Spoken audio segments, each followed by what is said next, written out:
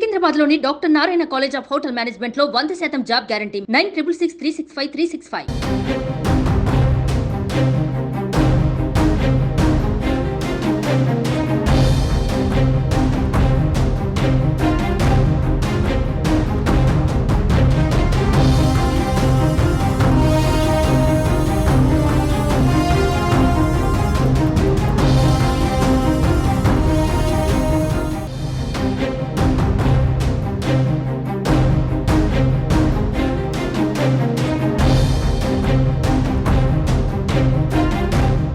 ఏపీలో పోలింగ్ ముగిసిన అనంతరం పల్నాడు జిల్లాలో అల్లర్లు చెలరేగాయి. దీంతో జిల్లా వ్యాప్తంగా 144 సెక్షన్ విధించారు.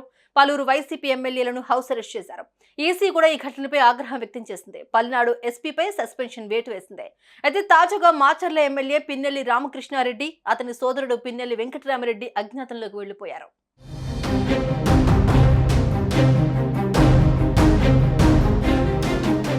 ఈ నెల 14న మాచర్ల నియోజకవర్గంలో హింసాత్మక ఘటనలు జరిగాయి. ఈ నేపథ్యంలో పిన్నెల్లి సోదరులను పోలీసులు గృహ నిర్బంధం చేశారు.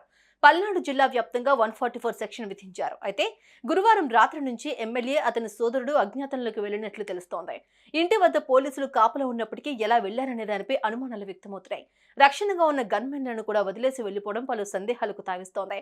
ఎమ్మెల్యే అజ్ఞాతంలోకి వెళ్లిన సమాచారాన్ని ఆయన గన్మెన్ జిల్లా ఎస్పీ కార్యాలయానికి తెలియజేయడంతో ఈ విషయం వెలుగు చూసింది. మరోవైపు ఎమ్మెల్యే పిన్నెల్లి విశ్రాంతి కోసం హైదరాబాద్ వెళ్లారని స్థానిక వైసీపీ నేతలు చెబుతున్నట్లుగా తెలుస్తోంది.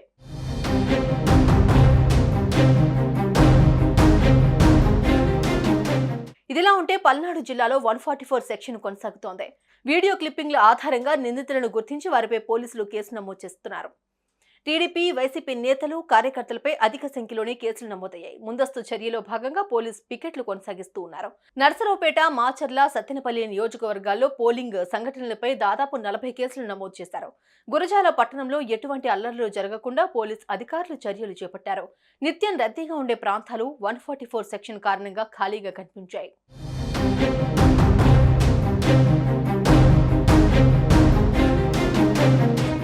సుమన్ టీవీలో మీ పర్సనల్ అండ్ బిజినెస్ ప్రమోషన్స్ కోసం కింది నెంబర్కి కాంటాక్ట్ చేయండి.